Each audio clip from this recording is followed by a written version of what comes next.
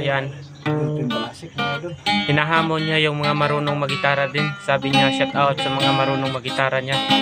Gusto niya ma-meet kayo face to face.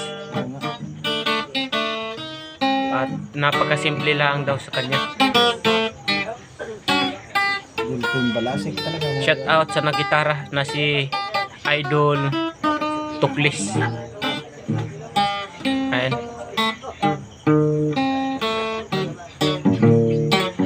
Napakagaling mga idol. Wow. Wow. Ginawa. Ayan. Maraming salamat sa nagsuporta sa lahat. Bago ang lahat, shout out dyan sa lahat ng nag-comment.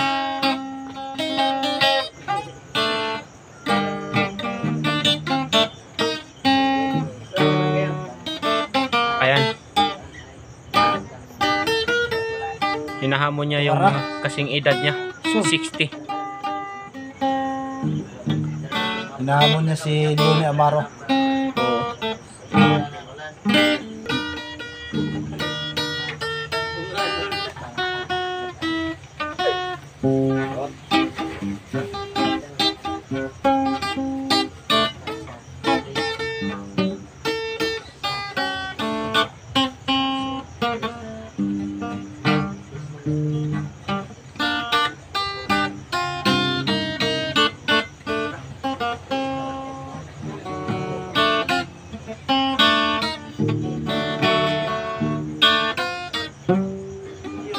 Napakagaling mga idol. Ayan. Walang makakatapat nito.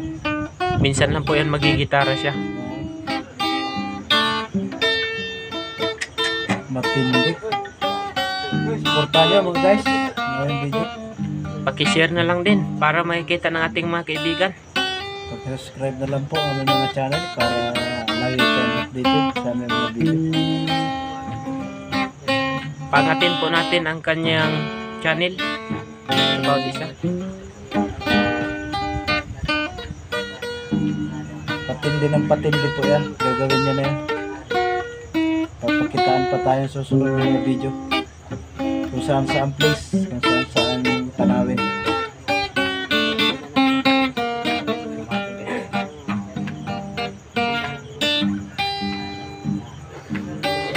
Wala pong makahigit dito sa Aurora, Quezon.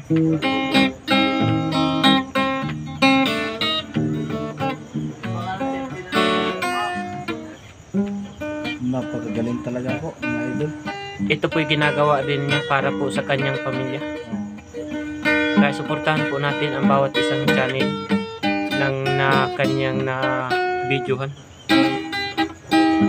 Nang sa ganoon po ay makatulong po tayo. Maraming salamat sa nagsubaybay ng aming mga video. At kung hindi po dahil sa inyo, hindi po kami magkakaroon ng ganitong sitwasyon. Sana pwede kayo magsawa ng pagsuporta.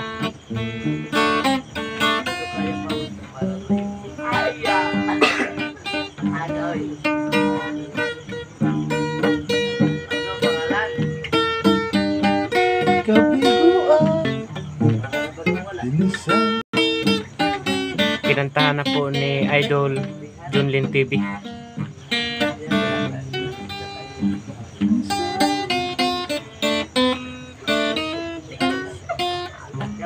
Dahil kakaiba po talaga ang content niya at napakagaan po ng kalooban kapag narinig natin ang kanyang mga timsong. Napakatindi mga idol. Matindi talaga si Exotopis.